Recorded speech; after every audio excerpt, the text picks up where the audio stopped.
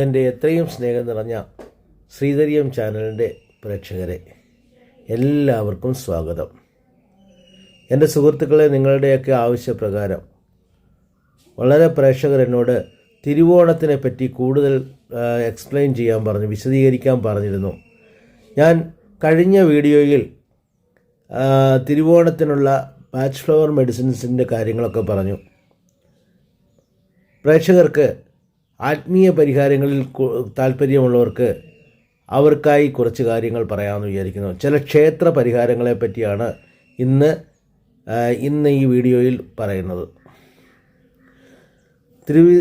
തിരുവോണ നക്ഷത്രം സുഹൃത്തുക്കളെ, നിങ്ങൾ ഭയപ്പെടേണ്ട ആവശ്യമേ ഇല്ല. നിങ്ങൾക്ക് നല്ല നല്ല ക്ഷേത്ര പരിഹാരങ്ങളുണ്ട്. അത് ചെയ്താൽ 100% ഞാനങ്ങ് മാറുമെന്നൊന്നും പറയുന്നില്ല. പക്ഷേ തീർച്ചയായിട്ടും നിങ്ങൾക്ക് ഇപ്പോൾ ഇരിക്കുന്ന ഈ സിറ്റുവേഷനിൽ നിന്ന് മാറാൻ മാറ്റാം. നമുക്കതിലേക്കൊന്ന് നോക്കാം. പൊതുവെ തിരുവോണ നക്ഷത്രത്തിൻ്റെ പ്രത്യേകതകൾ എന്താണ്? തിരുവോണ നക്ഷത്രക്കാരെ നിങ്ങൾ കണ്ടോ, നല്ല ഒബ്സർവേഷൻ പവർ ആയിരിക്കും അവർക്ക്. ഏത് കാര്യവും ഒരു പ്രാവശ്യം പറഞ്ഞു കഴിഞ്ഞാൽ അവർ മനസ്സിലാക്കിയിരിക്കും. പിന്നീട് എപ്പോഴെങ്കിലും സംസാരിക്കുമ്പോൾ പറയുന്നതാണ്ട് അന്ന് നിങ്ങൾ അങ്ങനെ പറഞ്ഞില്ലേ, ഇങ്ങനെ പറഞ്ഞില്ലേ എന്ന് ചോദിക്കാനുള്ള ഒരു പ്രത്യേക പവർ, ആ ഗ്രാസ്പിംഗ് പവർ പിന്നെ ഈ തിരുവോണം നക്ഷത്രത്തിനുണ്ട്. അതുപോലെ തിരുവോണ നക്ഷത്രക്കാർക്ക് തിരുവോണ നക്ഷത്രം ആരുടെ നക്ഷത്രമാണ്? പെരുമാൾ, അതായത് മഹാവിഷ്ണുവിൻ്റെ നക്ഷത്രമാണ് അല്ലേ. അതുകൊണ്ട് തന്നെ അദ്ദേഹത്തിൻ്റെ ആ അവതാരങ്ങൾ ഒരു തിരുവോണത്തിന് നക്ഷത്രക്കാർക്ക് കാണാം. നിങ്ങൾ ശ്രദ്ധിച്ചു നോക്കൂ, പല തരത്തിലുള്ള പല സ്വഭാവങ്ങൾ പല സമയത്ത് കാണിക്കും. നല്ല കഷ്ടപ്പെടുക, നല്ല ഹാർഡ് വർക്ക് ചെയ്യും. അതുപോലെ തന്നെ സ്വന്തം കുഞ്ഞുങ്ങൾക്ക് വേണ്ടി എന്ത് കാര്യവും ചെയ്യാൻ, ഏതറ്റം വരയ്ക്കും പോകാനും അവർ തയ്യാറായിരിക്കും. ഈ തിരുവോണക്കാരുടെ അങ്ങനെയൊക്കെയുള്ള പ്രത്യേകതകളുണ്ട്.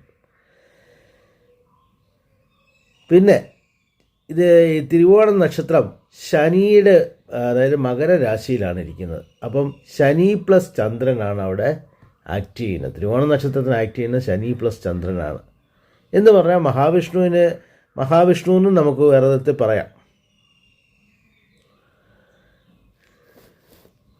ഒരു കാര്യത്തിന് ഒരു ക്ലിയർ ആയിട്ടുള്ളൊരു തീരുമാനം എടുക്കാൻ ഇവരെ കൊണ്ട് പറ്റില്ല. കൺഫ്യൂസ് ആയിക്കൊണ്ടേയിരിക്കും. ഇതിങ്ങനെയാണോ, അടുത്ത നിമിഷം പറയും അതല്ല ഇങ്ങനെ ചെയ്യാം, പിന്നെ പറയും ഇതിങ്ങനെ ചെയ്യാം. ലാസ്റ്റ് എടുക്കുന്ന തീരുമാനങ്ങൾ ഒരു 50% പിന്നെ നെഗറ്റീവായിട്ട് വന്ന് ചേരുകയും ചെയ്യും. ഇത് അവരുടെ ഒരു ബലഹീനതയാണെന്ന് തന്നെ പറയാം.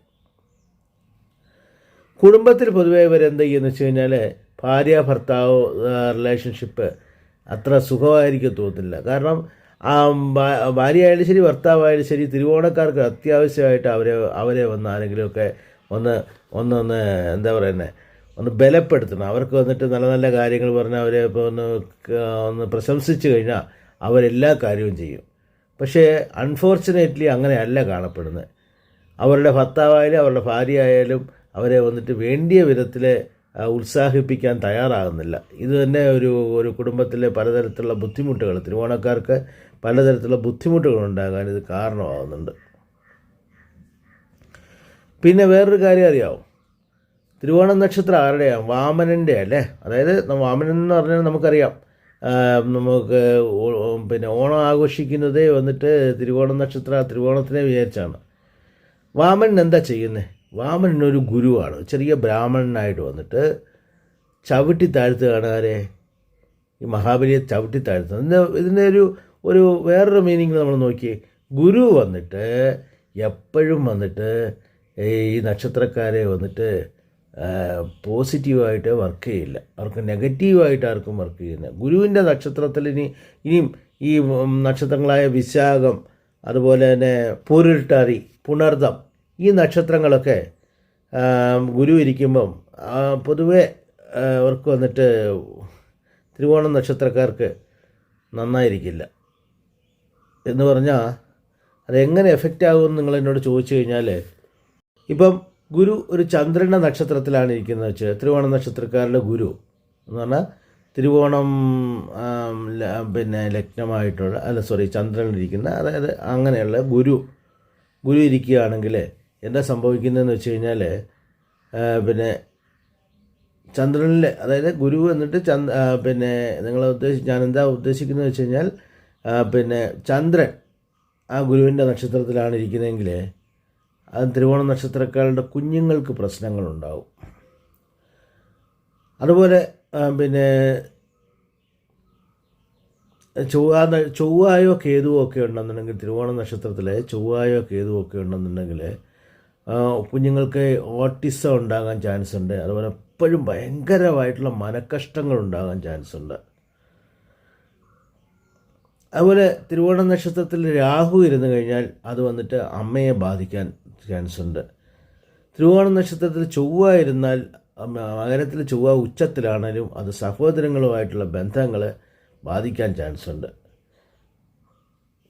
അതുപോലെ തിരുവോണ നക്ഷത്രം മകരത്തിൻ്റെ ശനി ഇരുന്നാൽ കൂടെ, ശനി മകരത്തിൻ്റെ അധിപനാണെങ്കിലും തിരുവോണ നക്ഷത്രത്തിൽ ശനി ഇരുന്ന് കഴിഞ്ഞാൽ പെടാപ്പാട് പെടുത്തിക്കളയും. എന്ന് പറഞ്ഞാൽ കർമ്മം വന്നിട്ട് ഡബിളായിട്ട് ആക്ട് ചെയ്യും. സുഹൃത്തുക്കളെ, ഇതാണ് കഴിഞ്ഞ കാലങ്ങളിൽ സംഭവിച്ചത്. നിങ്ങൾക്കറിയാം 2020, 2023 ഗുരുവിൻ്റെയും പിന്നെ ശനിയുടെയും ഒരു കോമ്പിനേഷൻ വരുന്നുണ്ട്. അപ്പോൾ എന്തായിരിക്കും, നിങ്ങൾക്ക് കഴിഞ്ഞ ഒരു 3-4 വർഷം അങ്ങനെ വന്നിട്ട് ജ്യൂസ് എടുത്ത് തന്നെ വെളിയിൽ തന്നത് പോലെ അത്ര ബുദ്ധിമുട്ടുണ്ടാക്കിയിരിക്കും ഈ തിരുവോണം നക്ഷത്രത്തിന്. ശരി, നക്ഷത്രങ്ങളുടെ ബുദ്ധിമുട്ടുകളെ പറ്റി പറഞ്ഞുകൊണ്ടേ ഇരുന്നാൽ പോരാ, അതിന് ഒരു നല്ല പരിഹാരം ഞാൻ തരണം അല്ലേ? അപ്പോൾ എൻ്റെ സുഹൃത്തുക്കളെ, ഞാൻ നിങ്ങൾക്ക് എൻ്റെ ക്ലയൻസിന് മാത്രം കൊടുക്കുന്ന ചില ആത്മീയ പരിഹാരങ്ങൾ ഞാൻ തരാൻ ഉദ്ദേശിക്കുകയാണ്.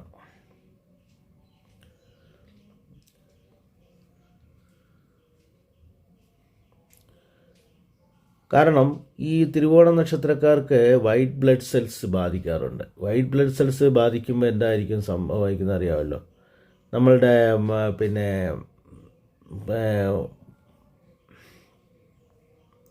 ആ പ്രതിരോധ ശക്തി കുറയുന്നതായിട്ട് കാണാം. ഇത് പിന്നെ ജെൻസിനും ലേഡീസിനും നമുക്ക് അനുഭവിക്കുന്നതായിട്ട് കാണുന്നുണ്ട്. അതുപോലെ ഈ വിന്ദുനാഥം എന്ന് പറഞ്ഞാൽ അറിയാമല്ലോ, അതായത് പിന്നെ ഉയിരணுക്കൾ എന്നൊക്കെ പറയില്ലേ, അതിനെയും ബാധിക്കും. ഇത് കുഞ്ഞുങ്ങളുണ്ടാകുന്ന കാര്യങ്ങളിൽ തിരുവോണക്കാരെ ബാധിക്കാറുണ്ട്. ഇങ്ങനെയൊക്കെയുള്ള പല പ്രശ്നങ്ങൾക്ക് ഞാൻ വീണ്ടും പറയുകയാണ്, ഇത് വളരെ രഹസ്യമായിട്ടുള്ള ഒരു പരിഹാരമാണ്. പക്ഷേ 100% ഇപ്പോൾ ഇരിക്കുന്ന സ്റ്റേജിൽ നിന്ന് നിങ്ങളെ വിട്ട് കുറച്ച് ബെറ്ററാക്കാൻ ഈ ഒരു പല ക്ഷേത്രങ്ങളുണ്ട്. പലതരത്തിലുള്ള കോമ്പിനേഷൻസിന് തിരുവോണ നക്ഷത്രക്കാരുടെ ആരൂഢത്തിലുള്ള പല കോമ്പിനേഷന് പലതരത്തിലുള്ള ക്ഷേത്രങ്ങളും ആത്മീയ പരിഹാരങ്ങൾ പറയാൻ പറ്റും. അത് പ്രയോജനമാണ്. പക്ഷേ പൊതുവെ ജനറലായിട്ടാണ് ഞാനീ പറയുന്നത്. തിരുവോണ നക്ഷത്രക്കാർക്ക് ജനറലായിട്ട് ഒരു പരിഹാരം ഞാൻ പറയാം. നാമക്കല്ലിന് കിട്ടുന്നുണ്ടോ? നാമക്കല്ലിൽ ഒരു ഹനുമാനുണ്ട്. നാമക്കൽ ആഞ്ജനേയർ ക്ഷേത്രം എന്നാണ് അതിന് പറയുന്നത്. അവിടെ നമ്മൾ വെണ്ണയും കൊണ്ട് പോകണം. നല്ല വെണ്ണയായിരിക്കണം കേട്ടോ. കാരണം അവിടെയൊക്കെ പോയി നമ്മൾ വാങ്ങിക്കാൻ ശ്രമിക്കരുത്.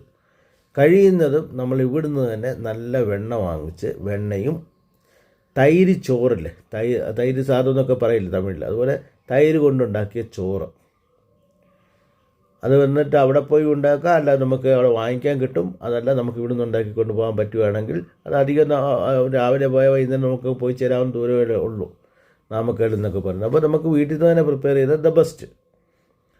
അപ്പം ഈ പിന്നെ തൈര് ചോറ്, വെണ്ണ, അതുപോലെ നെയ്യ്. സുഹൃത്തുക്കളെ, നിങ്ങൾ വിചാരിക്കുന്ന പോലെ പല ക്ഷേത്രങ്ങളിലും നമ്മൾ ഈ ചെരാതിൽ നെയ്യ് കിട്ടും.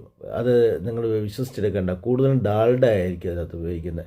അപ്പോൾ ഭഗവാന് കൊടുക്കാൻ കൊണ്ടുപോകുന്നത് വന്നിട്ട് ഒരിക്കലും കഴിയുന്നതും അത് അവോയ്ഡ് ചെയ്യുക. നമ്മുടെ പിന്നെ നാട്ടിലുള്ള മിൽമ നെയ്യോ അങ്ങനെയൊക്കെയുള്ള ശുദ്ധമായ നെയ്യ് കരുതി, അല്ലെങ്കിൽ നമ്മൾ തന്നെ പ്രിപ്പയർ ചെയ്യുന്ന നെയ്യായാലും ഓക്കെ, ആ നെയ്യ് ഇവിടുന്ന് എടുത്തിട്ട് പോവുക. അതുപോലെ നെയ്യ് കൊണ്ടുപോയിട്ട് അവിടെ പോയിട്ട് എന്ത് ചെയ്യണമെന്ന് വെച്ച് കഴിഞ്ഞാൽ, നെയ്ദീപം 27 നെയ്ദീപം, എത്രയാണ് 27 നെയ്ദീപം കൊളുത്തുക. അതിൻ്റെ കൂടെ ഭഗവാൻ ഒരു 19 പ്രാവശ്യം വലം ചെയ്യുക. ഭഗവാന് 19 പ്രാവശ്യം വലം ചെയ്യുക. എന്നിട്ട് തൈര് സാദം ഭഗവാന് കൊടുത്തിട്ട് അത് അവിടെ തന്നെ തൈര് സാദം ഭഗവാൻ അവിടുത്തെ ഒരു വലിയ തൈര് സാദം എന്ന് പറഞ്ഞാൽ തൈര് ചോറ് അത് വന്നിട്ട് വലിയൊരു പരിഹാരമാണ് അവിടെ. അപ്പോൾ അത് കൊടുത്തിട്ട് അത് വന്നിട്ട് എല്ലാവർക്കും അത് ദാനം ചെയ്യുക, കഴിയുന്നിടത്തോളം ദാനം ചെയ്യുക.